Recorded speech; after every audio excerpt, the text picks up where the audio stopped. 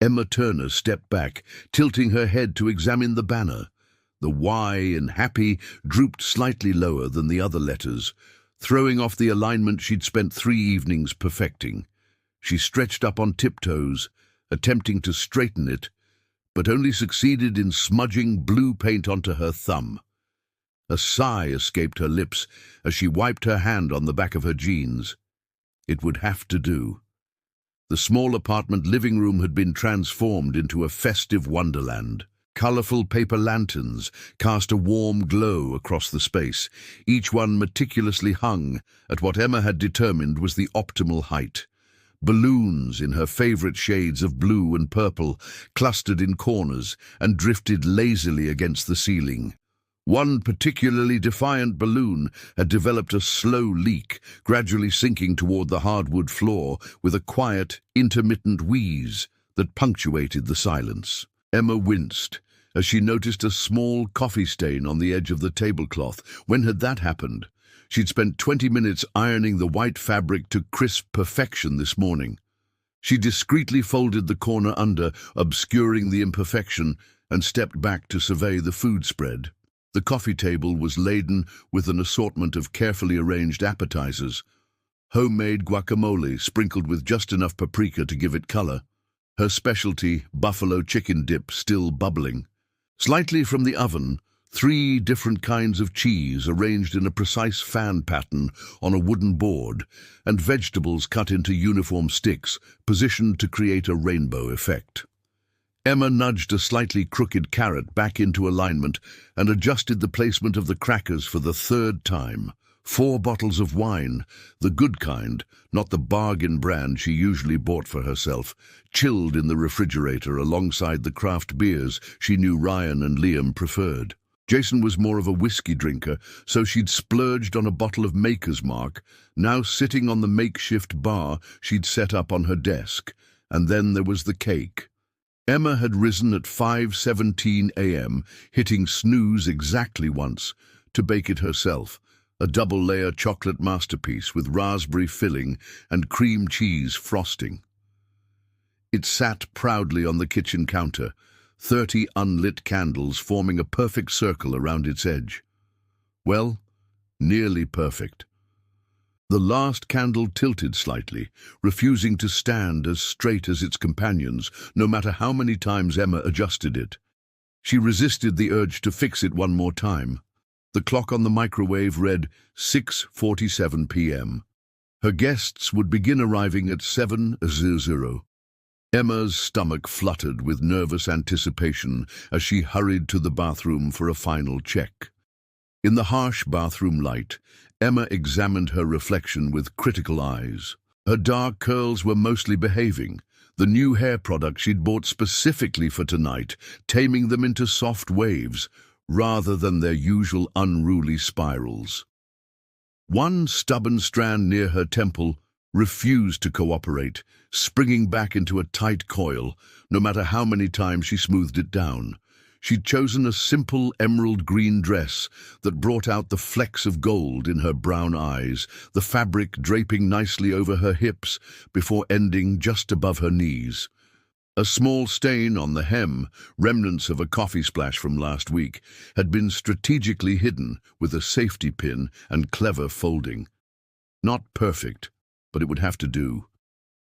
30, she whispered to her reflection, trying the word on for size. She practiced her smile, the one she'd use when everyone sang happy birthday later. It looked forced. She softened it, then tilted her head slightly, the way she did in photos to hide what she considered her less flattering side. Better. The past year had been good to her. A promotion at the graphic design agency where she worked, a growing client list for her freelance projects, and a sense of finally settling into her own skin after the turbulent 20s. But standing alone in her bathroom, the milestone birthday looming, Emma couldn't quiet the persistent thought that whispered beneath her accomplishments. Everyone else had partners to celebrate with. Everyone else had crossed more items off life's expected checklist. Emma's phone buzzed on the counter, startling her out of her thoughts.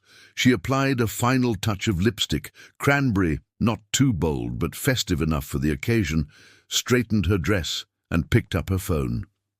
"Happy birthday to me," she said with practiced cheerfulness, swiping to see the message. Back in the living room, Emma dimmed the overhead lights, letting the paper lanterns create a cozy atmosphere. She connected her phone to the Bluetooth speaker and started her carefully curated playlist. Upbeat songs to start the night, gradually transitioning to nostalgic favorites as the evening progressed. She'd spent 2 hours on the sequence, making sure there were no awkward transitions or mood-killing tracks. The opening notes of Good as Hell by Lizzo filled the apartment. Emma did a small, self-conscious dance move, then stopped and smoothed her dress. She made one final circuit of the room, straightening a napkin here, repositioning a candle there. "Perfect," she murmured, though her eyes lingered on the drooping Y in the banner. Her phone buzzed with a text message. Emma smiled, expecting the first "I'm on my way" message from one of her friends. Instead, it was Sophia. "I'm so sorry. Tyler just threw up all over the babysitter and has a fever of 101. Kids, am I right? Mark says he can stay with him, but I still don't feel right leaving when he's so miserable. I don't think we can make it tonight. Rain check? Love you so much and happy birthday. We'll call tomorrow to hear all about it." Emma's shoulders tensed. She read the message twice, the familiar bubble of disappointment rising in her chest. She began typing, "No problem. Hope he feels better soon," then deleted it. Too breezy. She tried again. "I'm so disappointed you can't make it." Too guilt-inducing. Finally, she settled on, "No worries at all, poor Tyler. Give him a hug from me. Take care of that little man." She set her phone down on the coffee table, careful not to disturb her perfect arrangement of napkins. It was fine. Sophia and Mark had a 4-year-old. These things happened. There would still be plenty of people coming. Sure enough, her phone buzzed again. Emma reached for it, forcing a smile back onto her face despite being alone. This time, it was Ryan. "Hey, birthday girl. Hate to do this last minute, but I'm still at work. Deadline emergency. Client moved up the timeline, and the whole team's pulling an all-nighter. Might be here until morning. So sorry. We'll make it up to you with lunch next week. Happy 30th. This is your year." Emma's smile faded. Ryan was always working late. She had specifically invited him weeks in advance, mentioning the date in casual conversation at least 3 times since then, knowing his tendency to get caught up at the office. She sent back a brief, "No problem, good luck with the project," and set her phone down with slightly more force than necessary. 7:05 p.m. No one had arrived yet, but that wasn't unusual. Her friends typically operated on what they jokingly called friend time, usually about 15 minutes later than the stated time. Emma sat on the edge of the couch, then stood again, too restless to stay still. She straightened the already perfect row of drinks, then rearranged the cheese platter slightly, moving the cheddar to the left of the brie instead of the right. 7:15 p.m. Her phone continued to buzz with increasingly apologetic messages. Jason and Mia.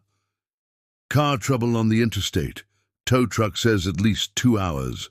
So sorry. Save us some cake. Happy 30th. Liam. My parents just showed up completely unannounced at my door. Mum's crying about some fight with Dad's sister. Can't leave them like this. Kill me now. Sorry about your B-day. We'll call tomorrow." Danny and Ellie. "Both of us woke up with whatever flu is going around. Ellie hasn't left the bathroom all day. Don't want to get you sick on your birthday. Forgive us? Celebration do-over next weekend?" By 7:30, Emma sat alone on her couch, surrounded by festive decorations.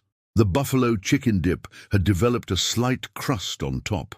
The ice in the wine bucket had begun to melt, droplets of condensation sliding down the green glass bottles like tears. The leaking balloon had finally surrendered, now a sad purple puddle on the floor. She checked her phone one more time, scrolling through the group chat. Everyone had sent birthday wishes along with their excuses. Every single one of her friends, all 8 people she had invited, had cancelled. A clock ticked loudly from the kitchen, each sound reverberating in the empty apartment like a countdown to disappointment. The playlist had reached an upbeat dance track, the cheerful beat now seeming to mock her solitude. Emma slipped off her shoes, curling her bare toes into the rug. She reached for the remote and turned off the music, the sudden silence pressed against her eardrums. With exaggerated care, she picked up a carrot stick, dipped it in the hummus, and took a small bite. The crunch seemed impossibly loud. "Well," she said to the empty room, her voice sounding small and strange, "this is pathetic." For a moment, she considered taking pictures of everything: the decorations, the food, the cake with its 30 unlit candles, and posting them online with some passive-aggressive caption about friends who don't show up. Her thumb hovered over the camera icon on her phone. She imagined the sympathetic comments, the guilty apologies, the public acknowledgement of her abandonment. But the thought made her stomach twist. That wasn't who she was. Besides, each person had a legitimate reason for cancelling.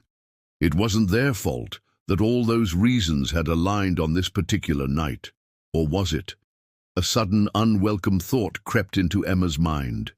She imagined her friends in a secret group chat, one she wasn't included in, coordinating their excuses. "I'll say Tyler's sick. I can use work as an excuse again. Car trouble is always believable." Emma shook her head vigorously, curls bouncing against her cheeks. "Stop it," she told herself firmly. "You're being ridiculous." She picked up a blue balloon that had come untied from its cluster and batted it gently into the air. It drifted down, brushing against her face like a caress, before settling onto the couch beside her. Emma stared at it for a long moment, then picked it up and deliberately popped it between her hands. The sharp sound was satisfying in a way she couldn't articulate. Her friends loved her. They had all sounded genuinely disappointed in their messages. These things happened. It was just bad luck. Still, as Emma sat alone among the bright decorations and cooling food, she couldn't help but recall all the times she had rearranged her schedule for these same friends. The time she'd driven Sophia to the emergency room at 2 a.m. when Tyler had a high fever and Mark was out of town. The weekends she'd helped Jason and Mia move furniture into their new house. The countless airport pickups, the soup deliveries during illnesses, the late-night phone calls during breakups. She'd been there for every birthday party, baby shower and housewarming. She had attended every milestone celebration, bringing thoughtfully chosen gifts and homemade cards. She had been the friend who never cancelled, who always showed up. And yet, on her milestone birthday, she sat alone, surrounded by evidence of her own efforts. The tightness in Emma's chest intensified. She pressed her palm against her sternum, feeling her heart beat fast and hard beneath her hand. Her eyes burned with unshed tears, vision blurring as she stared at the drooping Y in her birthday banner. The imperfection that had bothered her earlier now seemed like a perfect visual representation of the evening. Not quite right, not quite what she had planned, not quite enough. She absolutely refused to cry on her birthday. Instead, she stood up, back straight and shoulders squared, and marched to the kitchen with determined steps. "Fine," she said to the empty room, voice wavering just slightly. "If I'm going to be alone on my birthday, I might as well do it properly." She picked up a knife, the good one with the black handle reserved for special occasions, and cut herself a generous slice of cake, not bothering with a plate. A small blob of raspberry filling escaped, landing on the pristine counter with a plop. Emma ignored it. She picked up a fork, returned to the couch, and began eating directly from the slice in her hand, not caring when crumbs fell onto her dress. The cake was delicious. Moist chocolate sponge, tangy raspberry filling, and creamy frosting. The flavor, at least, lived up to her expectations. "Happy birthday to me," Emma sang softly, her voice catching on the last word. Her phone buzzed again. She ignored it, purposely smearing a bit of frosting on the screen when she reached for more wine. Whatever excuse was coming through now, she didn't want to hear it. The damage was done. After finishing her slice, Emma went to the kitchen and poured herself a large glass of the expensive wine she had bought for the occasion. A drop spilled on the counter, staining the white surface with deep red that looked almost like blood. She made no move to wipe it up. She returned to the couch and took a long sip, the rich, fruity flavor spreading across her tongue. The wine had cost nearly a day's wages. She justified the expense as a special treat for her guests, imagining their appreciative comments. "At least I have good taste," she muttered to the balloon fragments on the floor. The apartment felt too quiet, the silence oppressive. Emma turned the music back on, selecting a different playlist. Not the upbeat party mix she had prepared, but a collection of melancholy songs she usually reserved for rainy days and introspective moods.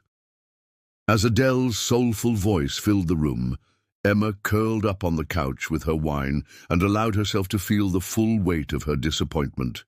She wasn't just sad about tonight. This felt like a culmination of something that had been building for a while. Her friends were all moving in different directions. Sophia and Mark were deep in the world of parenting, their conversations now revolving around preschool applications and organic baby food. Ryan was climbing the corporate ladder, his casual references to client dinners and business trips creating a world Emma couldn't relate to. Jason and Mia had just bought a house in the suburbs, their weekends now filled with trips to Home Depot and discussions about property taxes. Liam was constantly traveling for work, his Instagram a catalogue of airport lounges and hotel bars. Danny and Ellie were planning their wedding, every brunch dominated by flower arrangements and venue options. And Emma felt stuck. Same job for 5 years, same apartment for 7, same single status for, well, too long to think about comfortably. Her 30th birthday was supposed to be a celebration, yes, but also a kind of reassurance that despite their changing lives, their friendship remained constant, that even as they grew older and their paths diverged, they could still come together for important moments. Instead, she had confirmation of what she had feared. She was being left behind. Emma took another sip of wine and closed her eyes, letting Adele's voice wash over her. A single tear escaped, leaving a dark streak of mascara on her cheek. She didn't bother to wipe it away. When the doorbell rang, she nearly spilled her drink in surprise, wine sloshing dangerously close to the edge of the glass. The doorbell rang again, followed by 3 quick knocks, a familiar pattern that sent a jolt of recognition through Emma's body. She knew that knock. Her heart skipped, then raced. She set down her glass with unsteady hands, droplets of wine splashing onto the coffee table. Emma glanced at herself in the decorative mirror by the door. Mascara smudged beneath one eye, a frosting smear on her chin, hair starting to rebel against the product that had temporarily tamed it. She hastily wiped at her face with her fingertips, succeeding only in spreading the mascara further. The knock came again, more insistent this time. "Coming!" she called, voice higher than normal. Emma took a deep breath and pulled the door open, composing her face into what she hoped was a neutral expression. "Alex?" Alexander Chen stood in her doorway. Dark hair swept back from his forehead except for one rebellious strand that fell across his right eyebrow. Exactly as she remembered, he wore dark jeans with a faint coffee stain on one knee and a blue button-down shirt with sleeves rolled to the elbows, revealing the familiar constellation of freckles on his forearms. In one hand, he held a small wrapped package, in the other a bottle of champagne. A worn leather messenger bag was slung across his body, the same one he'd carried throughout college, now sporting new patches and scuffs. "Happy birthday, Em," he said, that crooked smile appearing, the one that had always made her stomach flip even now, 2 years after their falling out. He shifted his weight from one foot to the other, a nervous habit she remembered all too well. A small coffee stain decorated his shirt collar, as if he'd been drinking while distracted. Another familiar detail that made her chest ache with unwanted recognition. Emma stood frozen, unable to process the sight of her former best friend, the person she had deliberately not invited to her party, standing at her door on tonight of all nights. "What are you doing here?" she finally managed to ask, instinctively crossing her arms over her chest like a shield. Alex's smile faltered, the light in his dark eyes dimming slightly. Sophia told me about your birthday. I thought—" He trailed off, running his free hand through his hair, mussing the careful styling. "I mean, I know it's been a while, but I wanted to—" He stopped again, shifting the package awkwardly from one hand to the other. "I can go if you want." The last sentence hung in the air between them, an echo of similar words spoken years ago in very different circumstances. Emma's mind raced. Alex had been her closest friend for years, before things had gotten complicated, before he had confessed feelings she wasn't ready for, before their awkward attempt at dating had imploded spectacularly, destroyed by expectations neither could fulfill, before the painful months of avoided eye contact and strained conversations in group settings, before he had taken the job in Chicago and moved away without a proper goodbye, just a group text and an Instagram post of the Chicago skyline captioned "New Beginnings." They hadn't spoken in almost 2 years, communicating only through occasional likes on social media posts and the second-hand news that filtered through their mutual friends. And now he was here, at her door, on the night when everyone else had abandoned her. "How did you know I'd be home?" Emma asked, still not moving from the doorway. A defensive edge crept into her voice. "Did Sophia tell you to come check on poor, lonely Emma?" Alex looked genuinely confused, his brow furrowing in the way it always did when he was trying to puzzle something out. "I didn't? I figured you'd be having a party or something. I was planning to just drop this off." He held up the small package wrapped in silver paper with a slightly crushed bow. "But then I heard music, so I thought—" "Are you alone?" Emma felt heat rising to her cheeks, humiliation washing over her. The last thing she wanted was Alex's pity. "No," she lied, straightening her shoulders. "Everyone's just running late." Alex raised an eyebrow, glancing past her into the obviously empty apartment. His gaze landed on the couch where her wineglass sat next to the mangled slice of cake, then moved to the pop balloon on the floor. "All of them?" Something in his tone, not mockery but a gentle understanding, broke through Emma's resolve. Her shoulders slumped, the facade crumbling. "Fine. Yes." They all cancelled. Every single one of them. Different excuses, same result. She gestured broadly to the room behind her. "I'm celebrating my 30th birthday by myself, eating cake with my hands and drinking expensive wine alone while listening to sad music. It's pathetic, I know. You can add it to the collection of embarrassing Emma stories you probably still tell." To her surprise, Alex didn't offer sympathy or platitudes. Instead, his mouth quirked into a half-smile, eyes warming with recognition. "Eating cake with your hands, huh? Some things never change." The unexpected response caught Emma off guard, drawing forth a reluctant smile. During college, she and Alex had established a tradition of eating cake directly from the pan whenever they were stressed about finals. Surrounded by textbooks and empty coffee cups, they would pass a fork back and forth, gradually demolishing whatever baked goods Emma's stress baking had produced. It had been their thing, one of dozens of little rituals and inside jokes that had defined their friendship. "Do you want to come in?" she found herself asking, stepping aside before she could reconsider. Alex hesitated for just a moment, his gaze searching her face as if looking for certainty. "Are you sure? I really can just leave this and go if you'd rather be alone." "I've been alone all evening," Emma said, the words coming out more bitter than intended. She softened her tone.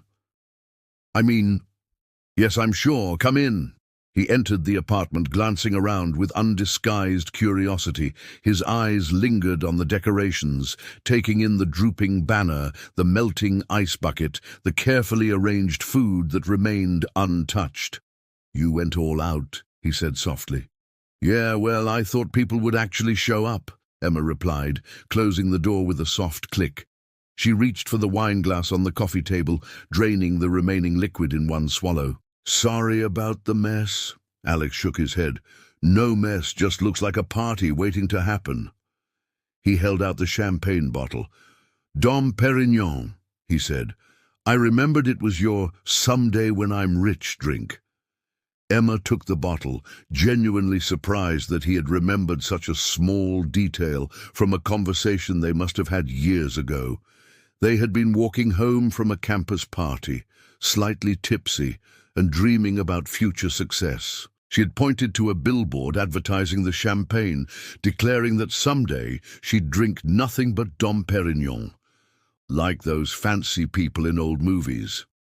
"You remembered that?" she asked, turning the bottle in her hands. Alex shrugged, a hint of color rising to his cheeks. "I remember most things about you." The simple honesty in his voice made Emma look away, suddenly fascinated by the champagne label. "This is really nice, Alex. Thank you." "Open your present," he urged, handing her the small box wrapped in silver paper. The wrapping job was typically Alex, slightly askew with too much tape, the bow clearly a last-minute addition. Emma carefully unwrapped it, taking her time with the paper in a way that had always driven Alex crazy. Sure enough, he shifted his weight impatiently, fingers tapping against his thigh as she deliberately prolonged the process. "Some things never change," he muttered, echoing her earlier thought. Inside the wrapping was a velvet jewelry box. Emma's heart rate quickened as she opened it, revealing a delicate silver bracelet with a small charm. A paintbrush crossed with a pencil, the symbol she had used as her signature on art projects since their sophomore year of college. "You kept the logo," Alex said softly. Emma ran her finger over the charm, a lump forming in her throat. "Of course I did," she replied, voice barely above a whisper. "It's still on all my freelance work." "I know." Alex looked down at his shoes. The same battered Converse he'd worn for years, she noticed. "I've been following your career. That campaign you did for the children's literacy non-profit was brilliant." Emma looked up at him, surprised. "You saw that?" Alex nodded, suddenly looking embarrassed. "I might have set up a Google alert for your name, and I follow that design blog that featured your work last year." "Digital Trends?" "Yeah. They said you were redefining the aesthetic of non-profit marketing." They were right. He smiled, then quickly added, "That sounds stalkerish, doesn't it? I swear it's not like that. I just wanted to know how you were doing." Emma didn't know what to say. The idea that Alex had been keeping tabs on her career from afar was both unsettling and oddly comforting. She'd assumed he'd moved on completely, building a new life that didn't include even the memory of her. An awkward silence fell between them. Emma became acutely aware of her smudged makeup and cake-stained dress. Alex seemed to find the pattern on her rug suddenly fascinating. "So," he said finally, gesturing to the room, "birthday party for one, huh?" Emma rolled her eyes. "Don't rub it in." "I'm not." Alex removed his messenger bag, setting it carefully on the floor. "I'm proposing we make it a party of two." He took the champagne from her hands. "Got any glasses? And don't say we should drink it straight from the bottle, because even I know that's sacrilege with Dom Perignon." Despite her initial resistance, Emma found herself leading Alex to the kitchen. He expertly opened the champagne while she retrieved two flutes from a cabinet, the special ones her mother had given her last Christmas, still in their original box. "230, Alex said, pouring the bubbling liquid and handing her a glass. May it be your best decade yet." They clinked glasses, and Emma took a sip, the champagne crisp and perfect on her tongue. She studied Alex over the rim of her glass. He looked good, more confident than she remembered, with new lines around his eyes that somehow made him more handsome. But there were shadows, too, a weariness that hadn't been there before. "You cut your hair," she observed. Alex ran a self-conscious hand through his shorter style. "Yeah, the corporate world demanded it. You know how much I resisted." She did know. In college, Alex had maintained a rebellious, shaggy style that drove his conservative Korean parents to despair. "Your mom must be thrilled. She still thinks it's too long on top." He smiled, then took another sip of champagne. "You look good, Em. The dress is perfect." Emma glanced down at the stained hem, the tiny safety pin barely visible against the fabric. "Thanks. It's seen better days." "How is Chicago?" she asked, changing the subject. "Cold, windy, exactly like everyone says." He paused, turning his glass slowly between his fingers. "I moved back to Portland 3 months ago, actually." Emma nearly choked on her champagne. 3 months, and you're just now showing up?" Alex had the decency to look ashamed. His ears reddened at the tips, a telltale sign of discomfort she remembered well. "I wanted to call. I started dialing your number at least a dozen times. But after how we left things—" He set his glass down, meeting her eyes directly. "I wasn't sure you'd want to hear from me." Emma set down her own glass with more force than necessary, a drop of champagne splashing onto the counter. "You left without saying goodbye, Alex. You sent a group text." "A group text?" "I know." He flinched at the accusation. "It was cowardly." "Yes, it was." Emma crossed her arms, leaning back against the counter. "We'd been friends for 7 years. Even if the other stuff didn't work out, you could have at least told me in person that you were leaving." Alex nodded, accepting the criticism without defense. "I was hurt and stupid, and I thought it would be easier that way." He ran a hand through his hair again, mussing it further. "Spoiler alert, it wasn't easier. I've regretted it every day since." The simple admission hung in the air between them. Emma had prepared for this moment in her mind hundreds of times, imagining all the cutting remarks she would make if she ever saw Alex again. But now, faced with his honest regret, the rehearsed speeches dissolved. "You hurt me," she said simply. "I know."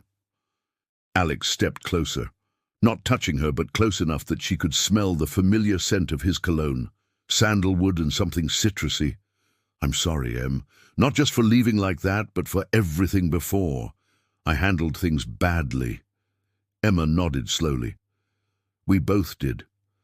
The tension between them eased slightly with this small acknowledgement. Emma glanced at the living room, where the carefully planned party decorations now seemed like artifacts from someone else's life. "Shall we take this pity party back to the couch?" she suggested, gesturing with her champagne glass. "I have enough food for 20 people, and it would be a shame to let it go to waste." Alex grinned, the genuine smile that transformed his face and had always made her heart do a little flip. "Lead the way, birthday girl." As they settled onto the couch with plates piled high with appetizers, Emma changed the music back to her original party playlist. The familiar songs lightened the mood, and soon they were reminiscing about college adventures and mutual friends. "Remember when we tried to make sangria in the dorm room bathtub?" Alex laughed, popping a stuffed mushroom into his mouth. Emma groaned, the memory vivid. "The RA's face when he found us. I thought we were going to get expelled. Worth it though, best sangria I've ever had. That's because we were 19 and had never had real sangria." "True, but also because you kept adding those little paper umbrellas every time someone took a cup. By the end, it looked like a tiny tropical storm had happened in the bathtub." Emma smiled at the forgotten detail. I'd forgotten about the umbrellas. I think I stole those from that awful tiki bar you worked at sophomore year. The Lava Lounge, Alex confirmed with an exaggerated shudder. Where I had to wear that horrible Hawaiian shirt and serve drinks with names like the Volcanic Eruption and Tropical Heat Wave. You looked cute in that shirt, Emma said without thinking, then quickly busied herself with the cheese plate. They fell into an easy rhythm, the years of separation melting away as they recounted shared memories. Emma was surprised by how natural it felt, how quickly they slipped back into their old rapport, finishing each other's sentences and referencing inside jokes that required no explanation. After their second glass of champagne, Alex leaned back against the couch cushions, his shoulder nearly touching hers. So what's new in your life? Besides turning the big 3-0? Emma hesitated. What could she say? That while her career was thriving, her personal life was at a standstill, that she had gone on exactly 3 dates in the past year, each more disastrous than the last. That sometimes late at night she wondered if she had made a terrible mistake when she had pushed Alex away. Not much, she said instead, tracing the rim of her glass with one finger. Work is good. I'm thinking about starting my own design firm eventually. You should, Alex said immediately, sitting up straighter. You've always been the most talented person I know. You could totally pull it off. Emma felt a warmth that had nothing to do with the champagne. She'd forgotten this about Alex, the way he believed in her without qualification or reservation. What about you? Why did you move back from Chicago? Alex set down his glass, expression turning serious. Honestly, I hated it there. The job was great on paper, good money, prestigious firm, all that. But it wasn't what I wanted. And what do you want? Emma asked softly, surprised by her own boldness. Alex met her eyes, the intensity in his gaze making her breath catch. I want to build things that matter. I want to use architecture to solve problems, not just to make fancy buildings for rich clients. He paused, looking down at his hands. The firm in Chicago specialized in luxury high-rises, all glass and steel, no soul. I was designing exclusive spaces most people would never set foot in. That doesn't sound like the Alex I knew. It wasn't me. I lasted 1.5 years before I couldn't take it anymore. He looked up again, a new resolve in his expression. And I missed home. I missed the mountains and the rain and, Emma prompted when he trailed off. And the people, he finished, breaking eye contact. Portland is where I belong. Emma nodded, not pushing further. She knew what he wasn't saying, or at least she thought she did. Old insecurities whispered that she was projecting, seeing what she wanted to see. Their conversation drifted to safer topics, mutual friends, recent movies, books they had read. As the evening progressed, Emma realized she was having a better time than she would have had if her original party had gone as planned. There was something freeing about being with someone who knew her so completely, who had seen her at her best and worst and stuck around anyway. At least, until he hadn't. When Alex excused himself to use the bathroom, Emma picked up her phone for the first time in hours.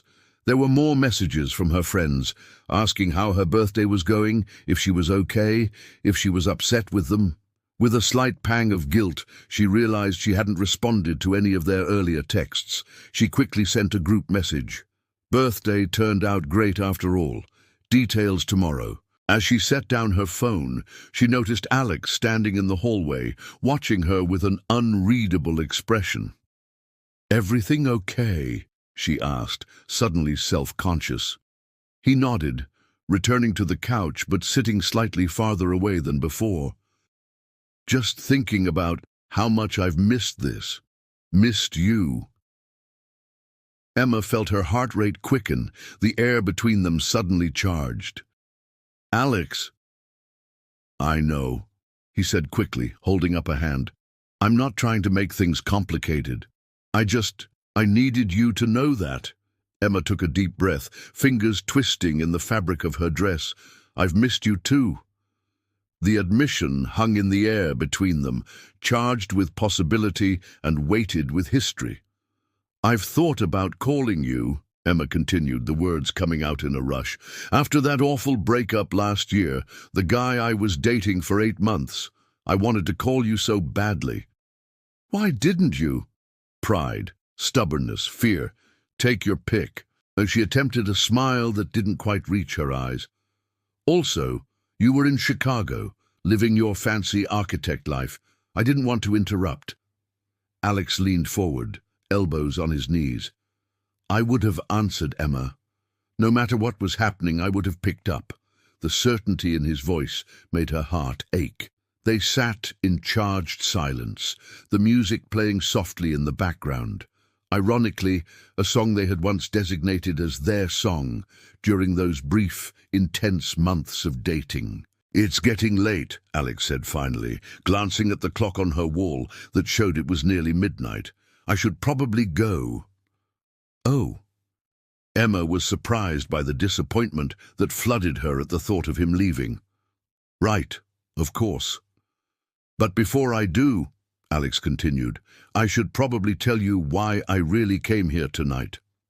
The clock on Emma's wall showed it was nearly midnight. They had moved from champagne to water, both aware that they needed clear heads for this conversation. "I should probably tell you why I really came here tonight," Alex said, setting down his glass on a coaster. Ever careful, even in tense moments. Emma tensed, drawing back slightly. "I thought you came to wish me happy birthday."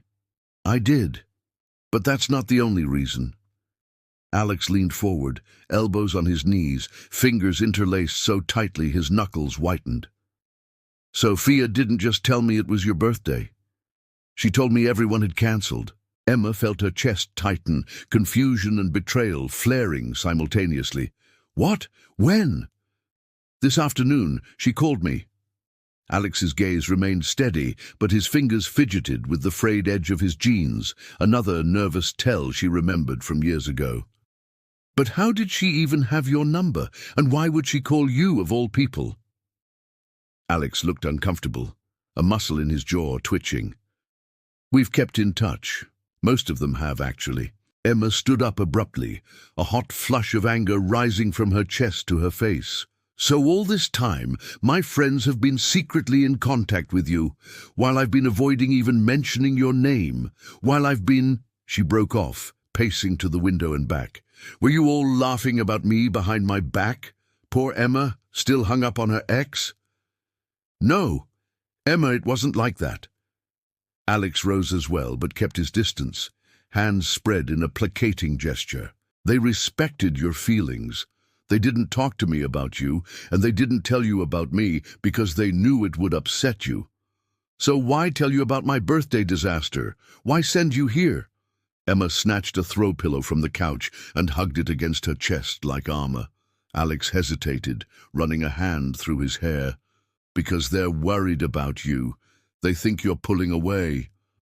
Emma laughed bitterly, tossing the pillow back onto the couch with more force than necessary. "They're worried about me? That's rich. They all bailed on my birthday party. Did you read their messages? Really read them?" "Of course I did." Emma ticked off on her fingers. "Sophia's kid is sick. Ryan has a work emergency. Jason and Mia have car trouble. Liam's parents showed up. Danny and Ellie have the flu." Alex nodded, his eyes never leaving her face. "And do you believe them?" Emma paused. Did she? Earlier, she had briefly suspected a conspiracy, but had dismissed the idea as paranoia. Now, with Alex's revelation, she wasn't so sure. "Are you saying they lied about why they couldn't come?" "No. I'm saying maybe you should look at the bigger picture." Alex picked up the pillow she had discarded, smoothing its fabric absently. "When was the last time you actually saw any of them? In person, not just texting?" Emma opened her mouth to reply, then closed it again. The truth was, she couldn't immediately recall. "I've been busy," she said defensively. How many invitations have you turned down in the past few months? How many times have you cancelled plans at the last minute? How many group outings have you skipped? Each question hit like a small dart, precise and painful. Emma crossed her arms, turning slightly away. The truth was, she had been pulling back. After a particularly painful breakup 6 months ago, a relationship none of her friends had particularly liked, she had retreated into herself. Work had become her excuse, her shield against further disappointment. "That's different," she said weakly. "Is it?" Alex set the pillow aside and stood, taking a cautious step toward her. "You've been shutting them out, Em. They miss you. Sophia cried on the phone today. Did you know that? She feels like she's losing her best friend and doesn't know why." Emma felt a stab of guilt. Sophia, who had been there through everything, who had held her hand through her first heartbreak, who had trusted Emma to be Tyler's godmother. "So they decided to teach me a lesson by all cancelling on my birthday? That's pretty cruel, even if I have been distant." Alex shook his head emphatically. "No, that part was just bad luck. Tyler really is sick. Sophia sent me a picture of him throwing up on their couch. Ryan's client really did move up the deadline. The rest are genuine too. Then why involve you at all?" Alex hesitated, looking down at the floor. "Sophia saw an opportunity. She thought if I showed up instead." He trailed off, unable to complete the thought. "What? That we'd magically fix everything that went wrong between us? That I'd suddenly realize what I've been missing?" The words came out harsh, sharper than Emma intended, slicing the air between them. "No." Alex looked up, meeting her eyes directly. "She thought maybe seeing me would shake you out of whatever isolation you've been building around yourself, that maybe I could get through in a way they haven't been able to." "Why you?" A shadow of hurt crossed Alex's face. "Because despite everything that happened between us, Em, I know you better than most people. I always have." The simple truth of this statement hung in the air. An uncomfortable silence fell, heavier this time with the weight of unresolved history and new revelations. "Is it true?" Emma finally asked, voice smaller than before. "Have I been pulling away from everyone?"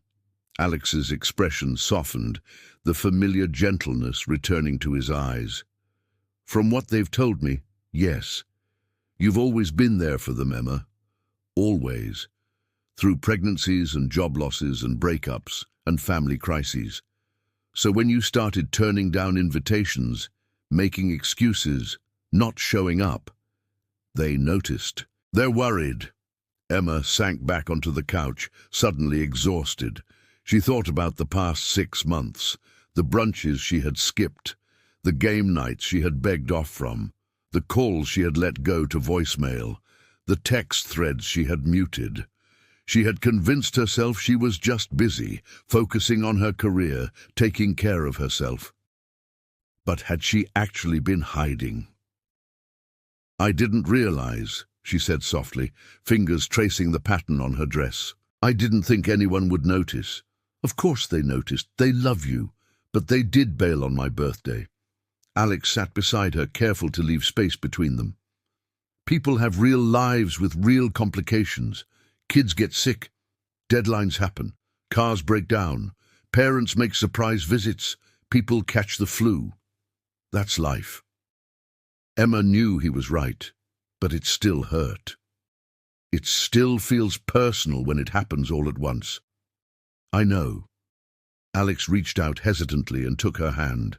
His palm was warm against hers, the familiar callus on his middle finger, from years of drawing, rough against her skin. "For what it's worth, I'm glad it happened." Emma looked at their joined hands, then up at Alex's face. "Why?" "Because I got to be here instead." His voice was quiet but certain. "Because maybe this is the universe giving us a second chance to get it right." Emma felt her heart pounding against her ribs, loud enough that she was sure Alex could hear it. She gently withdrew her hand. "Alex, I don't know if I'm ready for that. A lot has happened." He nodded, accepting her retreat without protest. "I understand. I'm not asking for anything, Emma. I just want to be in your life again, in whatever way you're comfortable with. I've missed my best friend." The sincerity in his voice made Emma's eyes sting with tears. She had missed him too, missed the easy conversation, the shared jokes, the person who knew her better than anyone else, the person who had seen all her flaws and loved her anyway, until everything got complicated. "I've missed you too," she admitted, voice barely above a whisper. "But I'm scared, Alex. What if we try again, as friends or whatever, and it all falls apart? I don't think I could handle losing you twice." "Who says we have to lose each other at all?" Alex's eyes were serious, intense. "We were young and stupid before. We didn't know how to communicate. We expected things to be perfect, but life isn't perfect, Em. People mess up, they disappoint each other, they have bad days and say things they don't mean. The trick is to keep showing up anyway." Emma was silent, letting his words sink in. Wasn't that exactly what she had stopped doing with her friends? Showing up? She twisted the bracelet he had given her around her wrist, the charm catching the light. "I don't know what to say." "You don't have to say anything right now." Alex glanced at the clock. "It's officially past midnight. Your birthday is over." He offered a small smile. "Worst birthday ever?" Emma pretended to consider this, the corner of her mouth quirking upward. "I don't know. That time in college when I got food poisoning from that sketchy sushi place was pretty bad." "Oh God, don't remind me. I was up with you all night in that disgusting dorm bathroom. I had to miss my presentation the next morning because I fell asleep on your floor at 6 a.m. You never told me that. You said your professor rescheduled. He did, after I begged and promised to clean his car for a month. Totally worth it, though. I couldn't let you suffer alone." The memory hung between them, Alex holding her hair back as she was violently ill, keeping up a steady stream of terrible jokes to distract her, finally wrapping her in a blanket and letting her fall. Asleep with her head in his lap as he stroked her hair. He had always been there when it mattered. "So what happens now?" Emma asked. "Now, birthday girl. I help you clean up this party that never was, and then I go home. And tomorrow, or the next day, or whenever you're ready, maybe you call me. Or maybe you call Sophia or Ryan or any of the others. Maybe you start showing up again." Emma nodded slowly. "And if I don't? Then that's your choice. But I hope you do. Because the Emma I know doesn't hide from the hard stuff. The Emma I know faces it head-on with that stubborn determination that drives everyone crazy, but also makes her amazing." Emma felt a genuine smile tugging at her lips. "The Emma you know sounds pretty great." "She is," Alex said simply. "She really is." They began cleaning in companionable silence, gathering plates and glasses, wrapping leftover food, taking down decorations. As they worked side by side in the kitchen, Emma felt a sense of possibility opening up before her, not just with Alex, but with all her relationships. She carefully folded the "Happy 30th Birthday, Emma" banner, fingers lingering on the drooping Y that had bothered her earlier. Now it seemed like a small imperfection in an otherwise beautiful evening, not what she had planned, but perhaps what she needed. "Keep or toss?" Alex asked, holding up the deflated purple balloon from the floor. Emma considered it for a moment. "Keep. I'm going to start a scrapbook. The birthday no one attended but turned out great anyway." Alex laughed, tucking the balloon into a drawer. "That's a very specific scrapbook theme." "I contain multitudes," Emma quipped, surprising herself with the lightness in her voice. When everything was cleaned and put away, they stood at Emma's front door, the moment of goodbye upon them. "Thank you," Emma said, suddenly feeling shy. for salvaging my disaster of a birthday. It was my pleasure. Alex hesitated, then reached out to tuck a strand of hair behind her ear, his fingers lingering for just a moment. Happy birthday, Emma. She caught his hand before he could pull away completely. Alex, remember how you said maybe I should call you tomorrow? He nodded, a look of cautious hope crossing his features. What if we just had breakfast instead? There's a new place on Hawthorne I've been wanting to try. The smile that spread across Alex's face was like the sun breaking through clouds.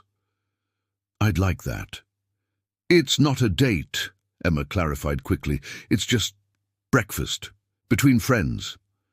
Friends, Alex repeated, the word both a statement and a question. For now, Emma said softly. We'll see where it goes from there.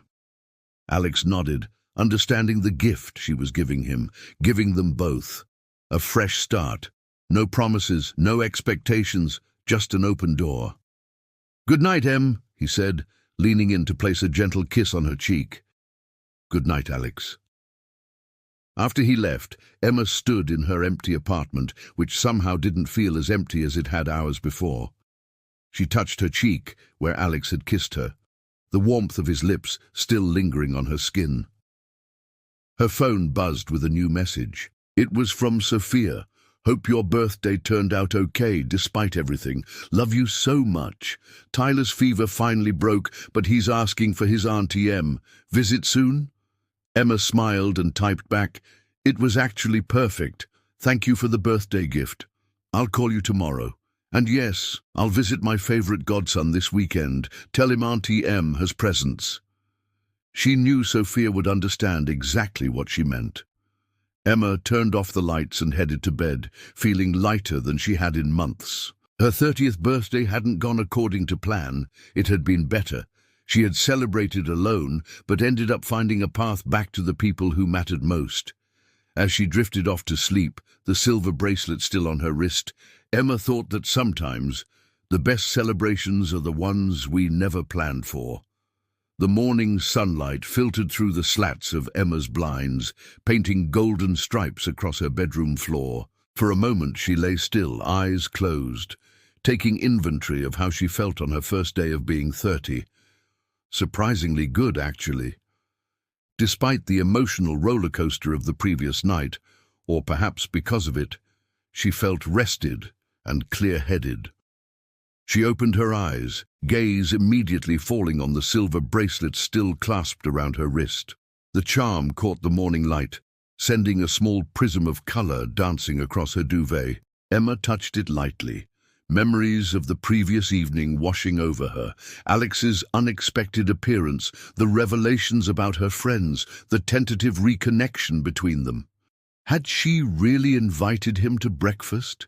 The boldness of the gesture seemed unlike the person she'd become over the past months. Cautious, withdrawn, protected. But it felt right, like stepping back into a version of herself she'd missed. Emma reached for her phone on the nightstand, seeing a flood of messages from friends checking in, apologizing again for missing her birthday, asking how she was feeling. And one from Alex, sent just 15 minutes ago. Still on for breakfast? 10 tire? It's okay if you've changed your mind. Emma smiled, typing back, definitely still on. See you at the early bird at 10.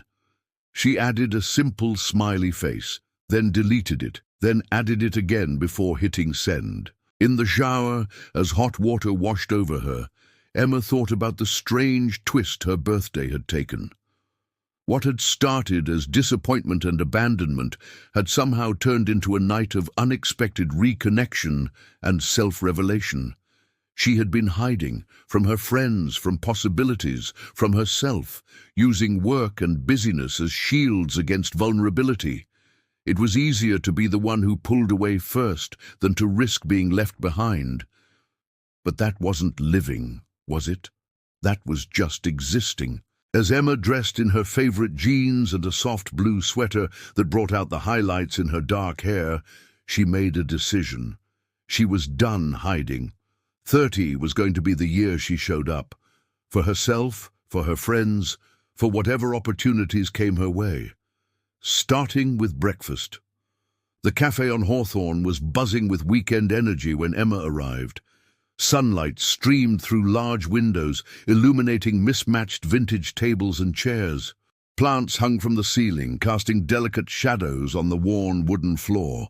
The scent of fresh coffee and baking bread permeated the air.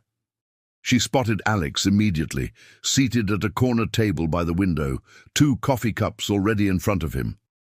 He was sketching something in a small notebook, another familiar habit that made her heart constrict with recognition. He looked up as if sensing her presence, closing the notebook quickly when their eyes met. "You remembered how I take my coffee," Emma said, as she slid into the seat across from him, noting the splash of cream and no sugar, just as she preferred. Alex smiled, a light flush coloring his cheeks. "Some things you don't forget." He wore a different button-down today, forest green that made his dark eyes seem even deeper. His hair was damp, as if he'd just showered, and slightly more tamed than the previous night. He'd made an effort, Emma realized, just as she had spent extra time on her own appearance that morning. They fell into easy conversation as they studied the menus and ordered, Emma choosing avocado toast with poached eggs, Alex going for the pancake stack they agreed to share. When the food arrived, Emma couldn't help but notice how Alex cut his pancakes into precise quarters before adding syrup, another habit unchanged by time. "So," Alex said, passing her a portion of his pancakes, "how does 30 feel?" Emma considered the question seriously. "Different than I expected. I always thought I'd have more figured out by now." "Like what?" "I don't know. A house instead of an apartment. Maybe a serious relationship heading toward marriage. More certainty about my career path." She shrugged, trying to seem casual, though the admission felt vulnerable. The stuff people are supposed to have together by 30. Alex raised an eyebrow, fork pausing halfway to his mouth. "Says who? Society? Instagram? My mother? Take your pick." He laughed, the sound warm and familiar. "Well, if that's the standard, I'm failing too. No house, single, and I just quit a prestigious job to take a chance on a smaller firm with values more aligned with mine." "You never told me where you're working now," Emma realized, taking a sip of her coffee. Green Design Collective. They focus on sustainable architecture, affordable housing solutions, community spaces. The pay is less than Chicago, but the work actually matters. His eyes lit up as he described his new role, hands gesturing animatedly as they always did when he was passionate about something. "That sounds perfect for you." "It is. I start Monday, actually." "Nervous?" "Terrified," Alex admitted with a grin, "but the good kind of terrified, like how I felt before presenting my senior thesis project, scared but excited because I believed in what I was doing." Emma understood exactly what he meant. That feeling of standing on the edge of something new, scary but exhilarating. She'd been avoiding that feeling for too long, choosing safety over possibility. "I've been thinking about what you said last night," she said, changing the subject, "about me pulling away from everyone." Alex set down his fork, giving her his full attention. "You were right. After things ended with David, I just retreated." Emma traced the rim of her coffee cup, gathering courage. "Work became my excuse for avoiding everything and everyone that might make me feel vulnerable again." "That's understandable, Em. Breakups are hard." Emma shook her head. "It wasn't just the breakup. It was everything. Turning 30 looming over me, watching friends move on to new life stages while I felt stuck. The feeling that somehow I'd missed a crucial turning point and everyone else had figured something out that I hadn't." Alex reached across the table and covered her hand with his. His palm was warm, slightly calloused from years of drawing and building models. "You know that's not true, right? No one has it all figured out. We're all just making it up as we go along, pretending we know what we're doing." Even you, especially me." He squeezed her hand gently before releasing it. "Remember when we were 22, fresh out of college, so sure we were going to conquer the world?" Emma smiled at the memory. "We had that terrible apartment with the leaky ceiling and the neighbor who played death metal at 3 a.m. And we ate ramen for dinner 4 nights a week because we spent all our money on art supplies and architecture books. And we were happy," Emma said softly, realizing the truth of it as she spoke. "Not because our lives were perfect, but because we were experiencing them fully, together." Alex nodded, understanding in his eyes. "That's what I've missed. Not just about us specifically, but about that time in our lives, the ability to just be present, to find joy in the imperfect. I lost that somewhere along the way," Emma admitted, "but I'm going to try to get it back." "I know you will." The certainty in Alex's voice made Emma's heart swell. He had always believed in her, even when she didn't believe in herself. As they finished their breakfast, making plans to meet up again later in the week, Emma felt a sense of rightness settle over her. This was what had been missing, not just Alex specifically, but connection. Authentic, messy, imperfect human connection. Outside the cafe, they stood facing each other, the morning sunlight illuminating the raindrops from a brief shower that clung to Alex's hair like tiny diamonds. "Thank you for breakfast," Alex said, hands in his pockets. "Thank you for showing up last night," Emma replied, "even if you were sent as a secret agent by my well-meaning friends." He laughed, the sound mixing with the street noise around them. "Best assignment I've ever had." An awkward pause followed, both of them uncertain about the appropriate farewell. Handshake, hug, something else. Emma made the decision, stepping forward and wrapping her arms around him. Alex responded immediately, pulling her close, his embrace warm and familiar and new all at once. "I'm really glad you're back," she whispered against his shoulder, inhaling the scent of his cologne, unchanged after all these years. "Me too," he murmured into her hair. When they pulled apart, Emma felt a flutter of possibility in her chest. Not pressure, not expectation, just possibility. And for now, that was enough. "I should go," she said. "I promised Sophia I'd call her today." Alex nodded, a strand of hair falling across his forehead in the way she had always found endearing. "And I need to finish unpacking my apartment before I start work on Monday." "Need any help?" The offer came naturally, without overthinking. A slow smile spread across Alex's face, reaching his eyes and crinkling the corners. "I'd like that."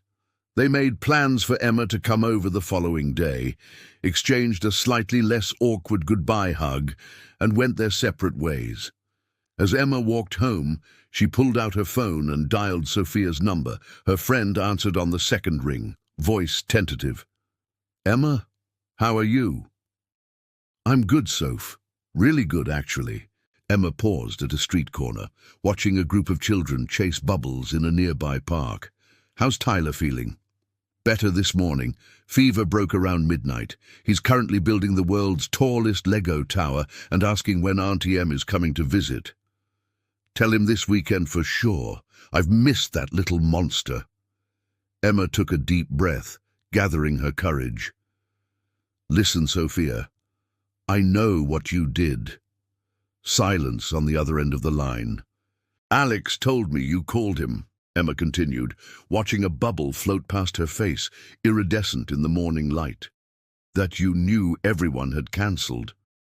"Emma, Thank you," Emma interrupted. "It was exactly what I needed."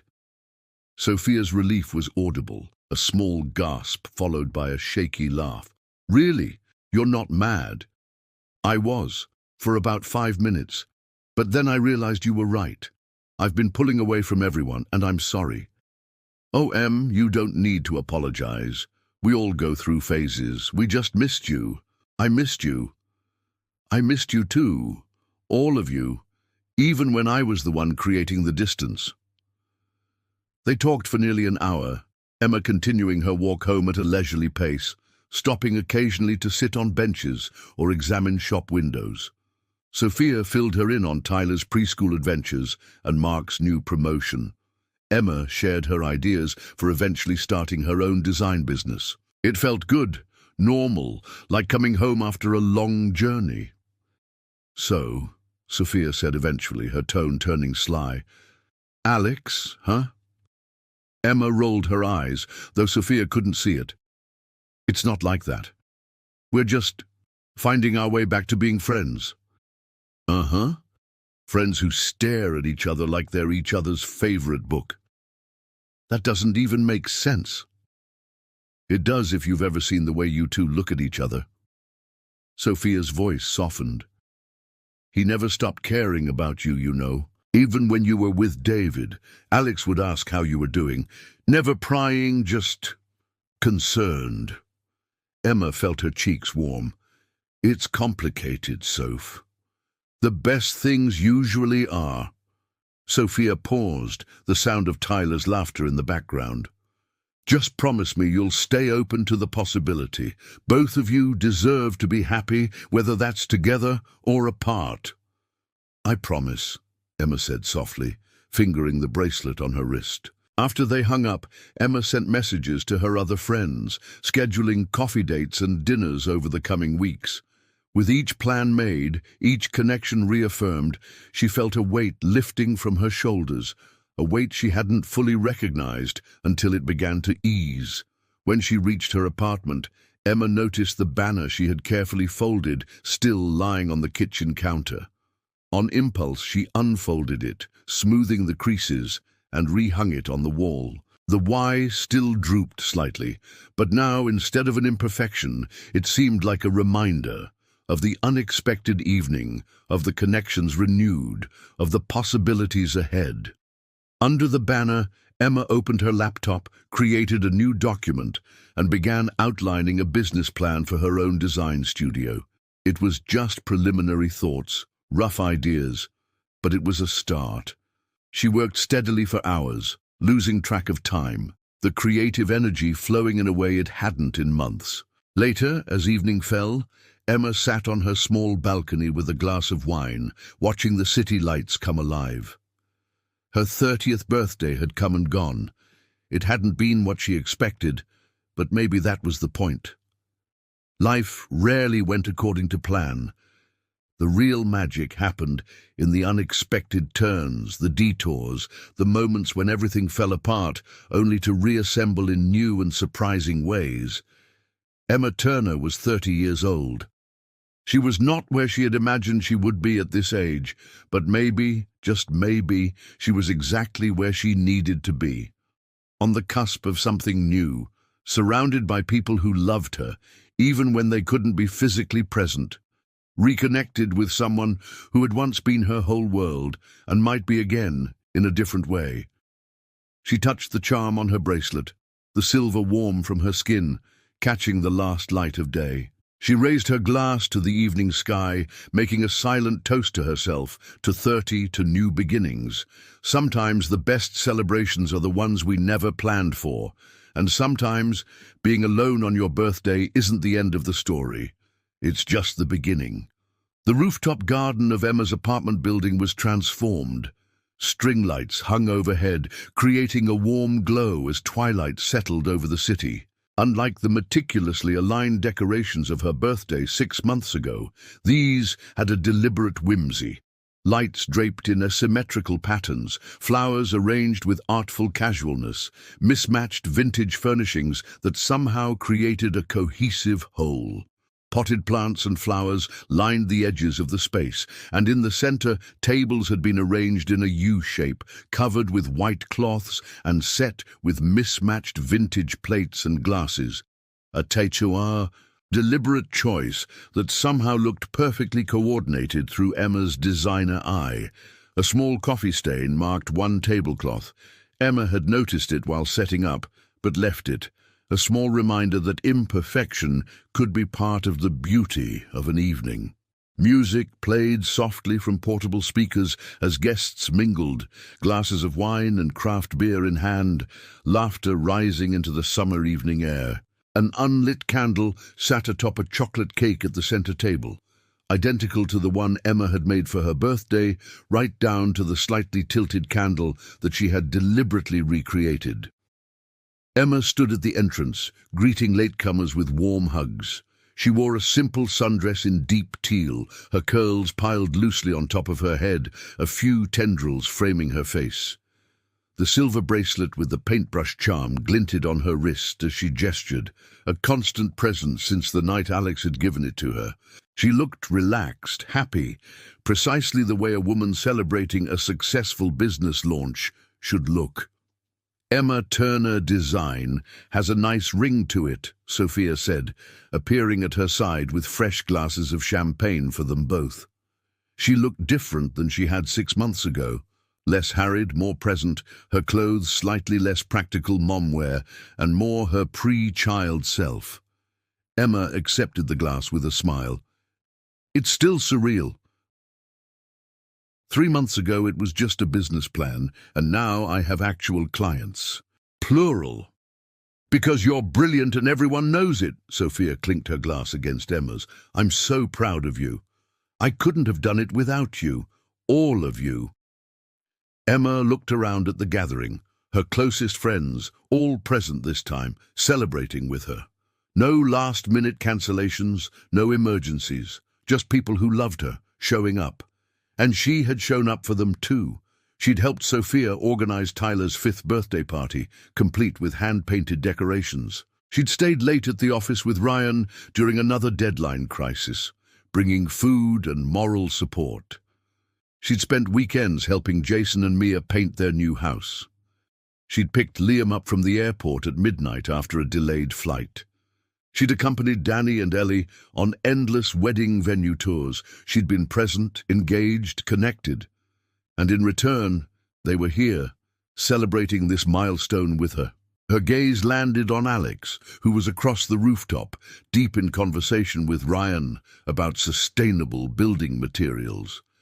As if sensing her attention, he looked up, catching her eye with a smile that still made her heart skip. 6 months into their carefully rebuilt relationship, they had taken it slow, starting with friendship, rebuilding trust one coffee date and movie night at a time. There had been difficult conversations about the past, painful honesty about their fears, long talks about what they wanted for the future. But gradually, the wall between them had come down, brick by brick. Emma remembered the exact moment everything changed. They had been in her apartment, assembling IKEA furniture for her new home office.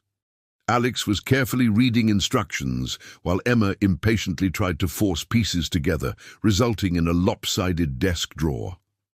"This is never going to work," she had complained, throwing down an Allen wrench in frustration. "It will if you follow the steps in order," Alex had replied calmly, not looking up from the instruction sheet. "Since when are you the patient one?" Alex had set down the paper then, looking at her with unexpected seriousness. "Since I learned the hard way that rushing into things without proper foundations leads to collapse." He touched her cheek gently. "Some things are worth taking time to build right." She had known he wasn't talking about the desk anymore, and in that moment, with sawdust in her hair and surrounded by packing materials, Emma had leaned forward and kissed him.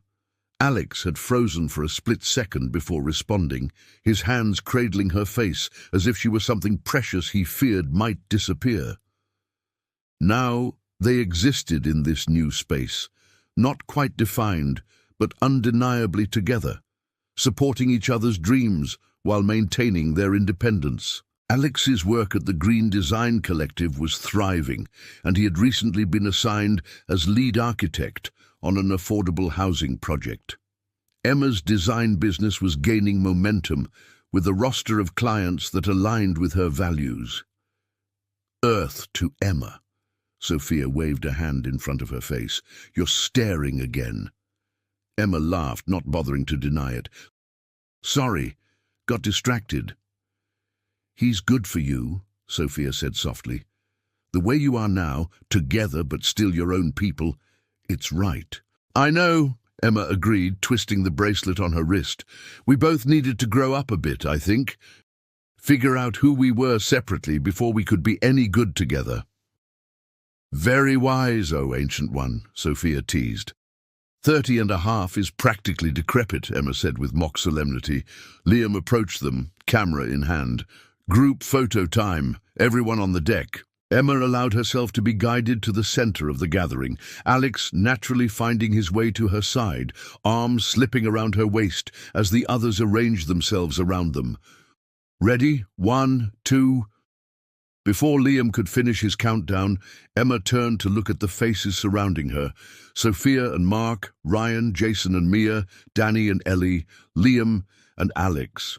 Her people, the ones who had seen her at her worst and loved her anyway. The ones who had orchestrated a birthday disaster that turned into the best gift she could have received, the push she needed to stop hiding, to start showing up, to embrace the messiness and beauty of real connection.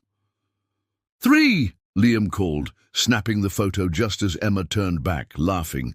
Later, when she saw the picture, she would love it precisely because it captured her in that moment of realization. Face slightly turned, eyes bright with joy, surrounded by the people who mattered most. The party continued well into the night, food and drinks flowing, conversations weaving between groups, music providing a gentle backdrop. As the hour grew late, guests began to depart, until only Emma and Alex remained, sitting side by side on a bench, looking out at the city lights. "Successful launch party?" Alex asked, his arm around her shoulders, keeping her warm in the night air. "Perfect," Emma confirmed, leaning against him. "Thank you for your help setting everything up." "Anytime." He pressed a kiss to her temple. "I'm so proud of you, Em, taking the leap to start your own business, building something from nothing. It's inspiring." Emma smiled, thinking about the journey of the past 6 months. From the night of her birthday, alone and feeling abandoned, to this moment, surrounded by love, embarking on new adventures, finding balance between independence and connection. "You know," she said thoughtfully, "I've been thinking a lot about what happened on my birthday. How upset I was that everyone cancelled. Understandably so. But now I can see it was actually a gift." Emma touched the charm on her bracelet. "If everyone had shown up as planned, we would have had a nice evening. Nothing would have changed, and I would have continued pulling away." Alex nodded, his fingers tracing patterns on her shoulder. "Sometimes the worst moments lead to the best changes." "Exactly." Emma turned to face him fully. "That night forced me to confront what I was doing, how I was hiding from life instead of living it. And it brought you back to me." Alex brushed a strand of hair from her face, his touch gentle. "I think we would have found our way back to each other eventually. Some connections are just too important to lose forever." "Maybe," Emma agreed. "But I'm glad it happened when it did." From her small beaded purse, Emma pulled out a slightly crumpled purple balloon, the one that had deflated on her birthday, that Alex had tucked into a drawer at her request. "I kept it, you know. My first entry in that very specific scrapbook theme." Alex laughed, taking the balloon and turning it over in his hands. "You're ridiculous." "You love it." "I do." His gaze softened, eyes searching hers. "I love all of it. All of you." The words hung in the air between them, not a question, but a statement of fact, simple and profound. Emma took the balloon back, tucking it carefully into her purse. "I love you too," she said softly. "I think I always have, even when I wasn't ready to." Alex pulled her close, his arms around her waist, forehead resting against hers. "Worth the wait." As his lips met hers, Emma thought about the empty room on her birthday, the lonely celebration that had turned into so much more. She had wanted a party, but the universe had given her something better, a beginning. And as she kissed Alex under the stars, surrounded by the remnants of a celebration that had gone exactly according to plan, Emma Turner was profoundly grateful for the night when nothing had. Because sometimes being alone on your birthday isn't the end of the story. It's just the first page.